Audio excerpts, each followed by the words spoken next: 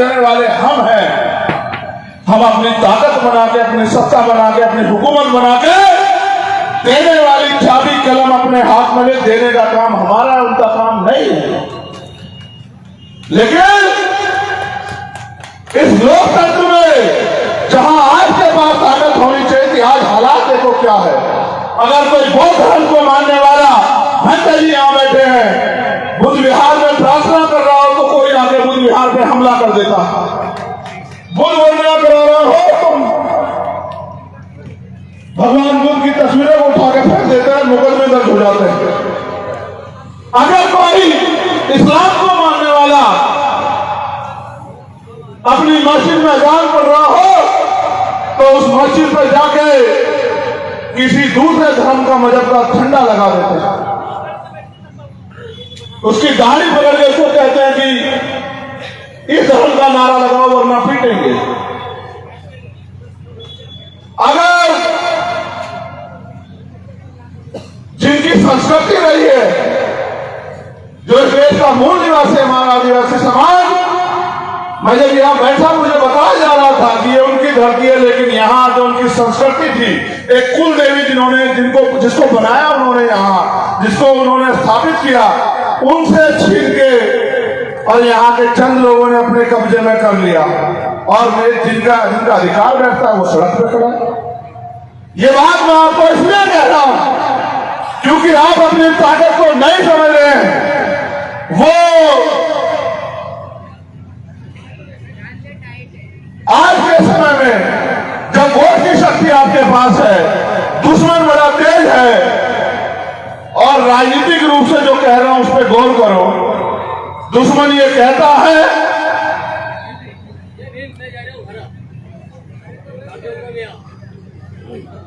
कि राजनीति बुरी चीज है, राजनीति करनी नहीं चाहिए। और आप ये देखो, जो दुश्मन ये कह रहा है, सबसे ज्यादा एमपी एमएलए उसने अपने बना रखे हैं, सारी सरकारों में वो बैठा हुआ है, और आपको कह रहा है राजनीति मत करो।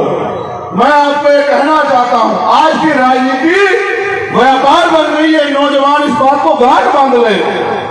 जो नौजवान 5 साल से यहाँ चाहे जेठ के रूप में, ओबीसी महासभा के रूप में या भीमार्मी के रूप में मेहनत कर रहा है, मैं उस हर एक नौजवान को कह रहा हूं वो गांठ बांध ले।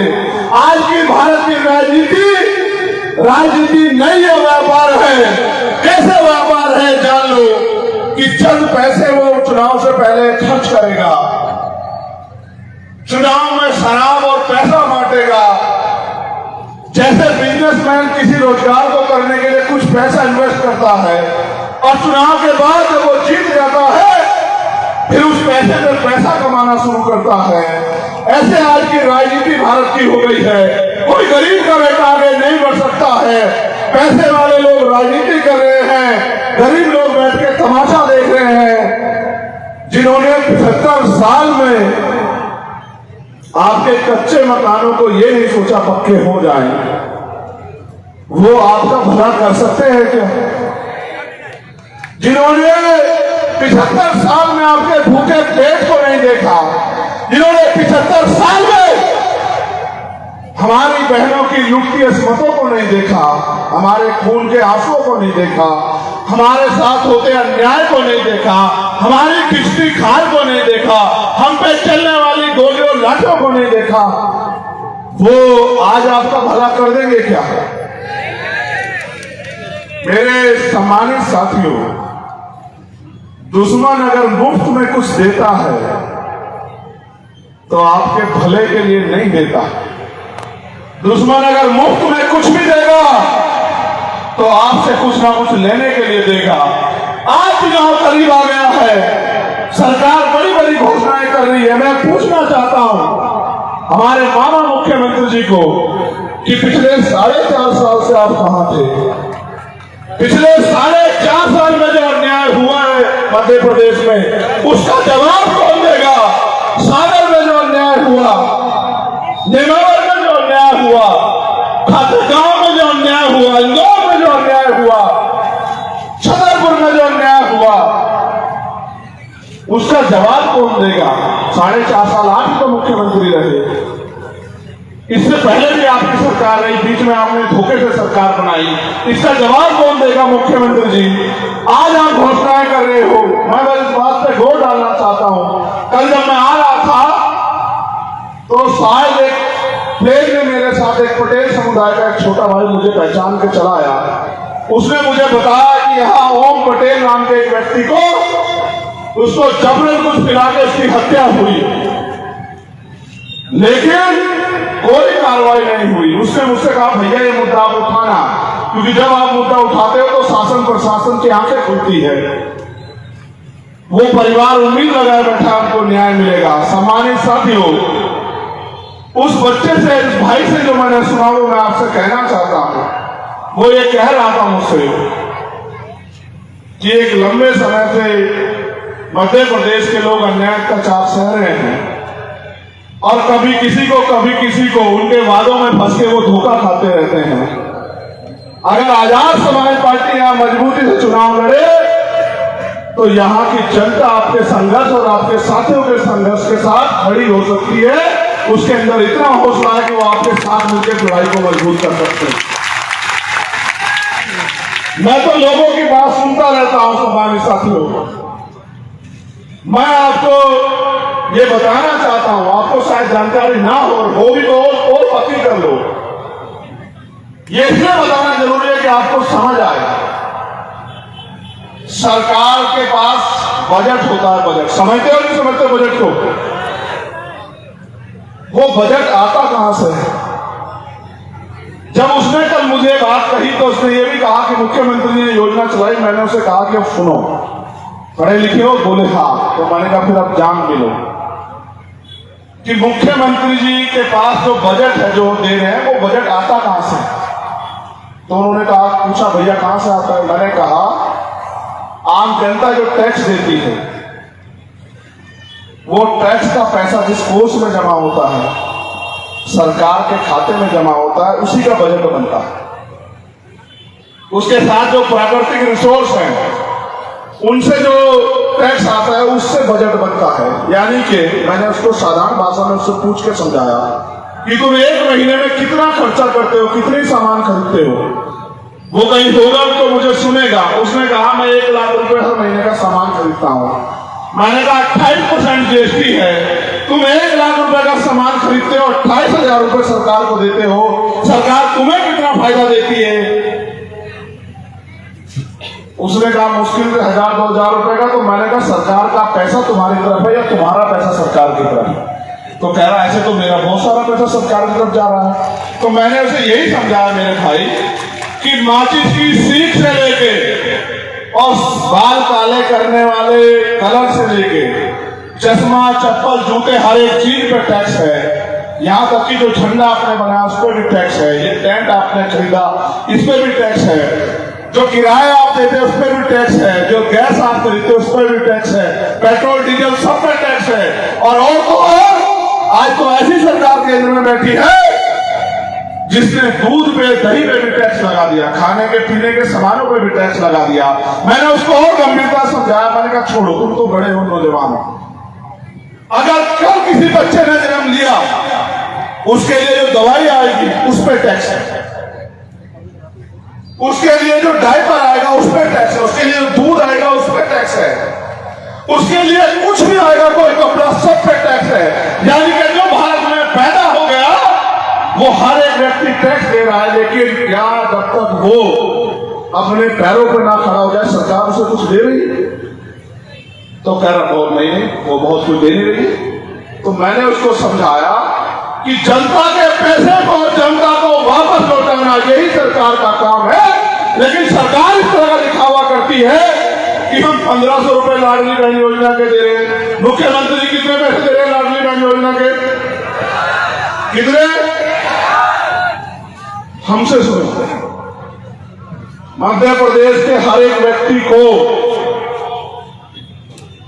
5,000 रुपए प्रति व्यक्ति महीना हम लोग देने का काम करेंगे।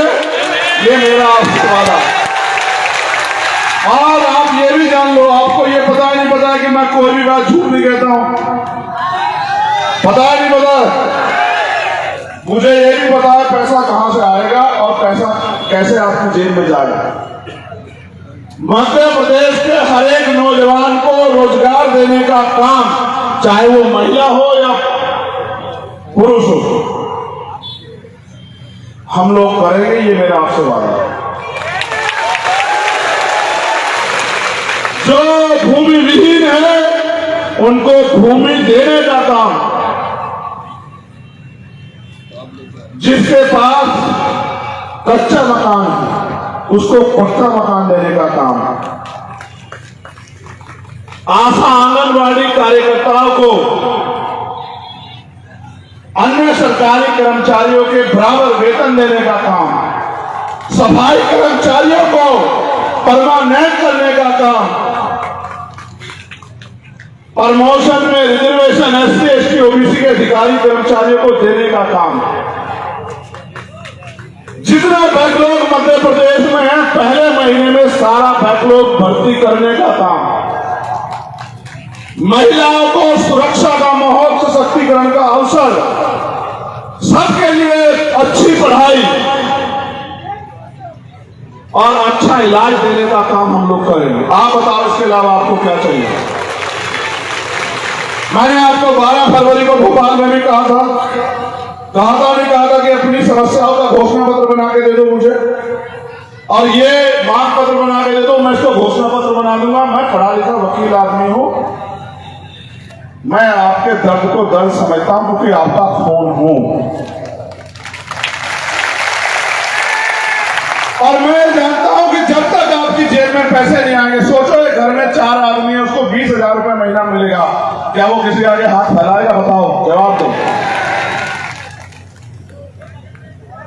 अब मैं आपसे जो कह रहा हूं वो इस बात पर गौर करना, भारत का संविधान भारत के हर एक व्यक्ति को रोटी, कपड़ा, मकान की गारंटी देता है, लेकिन आप ये नोटिस करना कितने लोग धार्मिक स्थलों के बाहर ऐसे हाथ फैलाए बैठे रहते हैं, कोई को रोटी दे दे।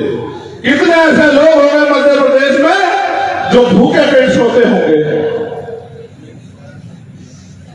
ये राजनीतिक लोग हमेशा से आपकी मजबूरियों का फायदा उठाते रहे। इनको ये लगता है कि अगर जनता की जेब में पैसा होगा तो वो आपके धोखे में, आपके छूट में नहीं आएंगे। क्या मैं नहीं जानता हमारे लोगों के हाल? अगर शादी करानी हो बेटी की तो उधार लेंगे पैसे, अपने बच्चे को अच्छी जगह पढ़ाना हो तो जमीन गिरवी रख के लोन लेंगे और पूरी जिंदगी उस लोन को उतारते रहेंगे। मैं आपसे कहता हूं, हर आर्थिक रूप से कमजोर वर्ग की हर एक बेटी को जब उसकी शादी होगी 1 लाख रुपए का अनुदान सरकार देने का काम करेगी, अगर आप लोग हमें अवसर दोगे। भाई अगर आपका पैसा आपके ऊपर लगा दिया तो क्या बदला, क्या नुकसान हुआ? वही पैसा जो नेता अपनी जेब में घुसा ले रहे हैं, एक नेता विधायक बनने के बाद 5-5 हजार करोड़ का मालिक हो जा रहा है, वो पैसा अगर जनता को वापस कर दिया तो क्या नुकसान होगा? नुकसान ये होगा, अमीरों की तिजोरियों पे ताले लग जाएंगे और गरीब के पेट जो है वो भूखे नहीं रहेंगे। बस इतना बदलाव होगा। कोई किसी के साथ जुल्म जात के अन्याय नहीं कर पाएगा। अगर कोई किसी गरीब को, कमजोर को, दलित, पिछड़े, आदिवासी को या किसी भी समाज की बहन के साथ अन्याय करेगा, उस हरेक अपराधी पे राशु का लगा के उसको जेल भेजने का काम और 3 महीने के अंदर उसको सजा दिलाने का काम हम लोग करेंगे। अगर कल किसी दलित आदिवासी की हत्या कोई कर देता, अभी 8.5 लाख रुपए मिलते हैं, 8,25,000 रुपए मुआवजे के तौर पे एससी एक्ट के तहत हम लोग कानून बना के 30 लाख रुपए प्रति व्यक्ति को देने का काम करेंगे। और जिस परिवार के साथ उसके परिवार से कमाने वाला व्यक्ति चला जाएगा उसको एक सरकारी नौकरी देने का काम करेंगे। आप मुझे बताओ क्या नामुमकिन है इनमें से? कोई भी व्यक्ति, जितने लोग हजारों बैठे, एक आदमी खड़ा होकर बताओ कि ये नामुमकिन है, और ना करके दिखाया तब आप मुझे बताना। लेकिन मैं आपसे कहना चाहता हूं, कब तक उनके चक्रों में पड़े रहोगे? अगर वो आपका भला करना चाहते तो 75 साल में आपकी जिंदगी नहीं बदलती क्या? भोपाल से आते हुए किशन लाल बागरी एक्सीडेंट में मेरा भाई चला गया। मैं जब उसके घर गया, उसका मकान देखा कच्चा था, मेरा सर उसके दरवाजे में अड़ रहा था। ये बात मैं आपको इसलिए कह रहा हूं मेरे लोगों कि 75 साल में सरकार को तमाम सरकारें बदली, किशन लाल बागरी का कच्चा मकान नहीं दिखाई। क्या तो दिखाई नहीं दिया या सरकार ने उसकी तरफ आंख नहीं की, या फिर सरकार ने सोचा ही नहीं कि भाई इसको भी पक्के मकान की जरूरत है, बारिश आएगी इसको भी तकलीफ होगी, कीड़ा काटा कोई इसके घर में भी नुकसान पहुंचा सकता है। इसलिए मैं आपको कहना चाहता हूं, मैंने तो ये भी कहा अगर हमारे आदिवासी साथी तैयार हो जाए तो पहला मुख्यमंत्री मध्य प्रदेश में आदिवासी समाज का हम लोग बनाने का काम करेंगे। मैंने यही नहीं कहा। लेकिन अब आप ये सोचो, हमारे आदिवासी भाई कहते हैं कि भाई आज अनुसूची 5 का वो लागू नहीं हो रही है, हमारी जल जंगल जमीन पे हकमारी हो रही है। भाई जब राज आपका नहीं होगा तो हकमारी तो होगी। मैं तो आपसे कह रहा हूं आगे बढ़ो। जब आप ये सोचो कि जब आदिवासी समाज का मुख्यमंत्री होगा तो क्या किसी आदिवासी परिवार की जमीन को छीन लेगा? आप मुझे बताओ पूरी जिम्मेदारी। तो ये तो आपको तय करना है कि 4.5 साल रोना है या 6 महीने संघर्ष करके अपनी ताकत बनानी है, या उन नेताओं का फिर से भरोसा करके उनके पीछे पीछे खड़े रहना। ये तो आपको तय करना है। इसलिए जब आपने सभा बुलाई तो मेरा ये फर्ज बनता है कि मैं आपको समझा के तैयार करूं कि आगे की लड़ाई किस तरह लड़नी है। इसलिए मैं आपसे कहना चाहता हूं कि पिछले 5 साल से ज्यादा समय से भीम आर्मी के नौजवान अन्याय अत्याचार के खिलाफ सड़कों पर संघर्ष कर रहे हैं। अब उन्हें संघर्ष करने से वो न्याय दिला सकते हैं, लेकिन अगर समाज को आगे बढ़ाना है, धार्मिक तौर पे जो अन्याय हो रहा है उसको रोकना है, अपने भाइयों को सुरक्षा का माहौल देना है, अपनी बहनों को सुरक्षा का माहौल देना है, तो राजनीतिक शक्ति अपने हाथ में लेनी पड़ेगी।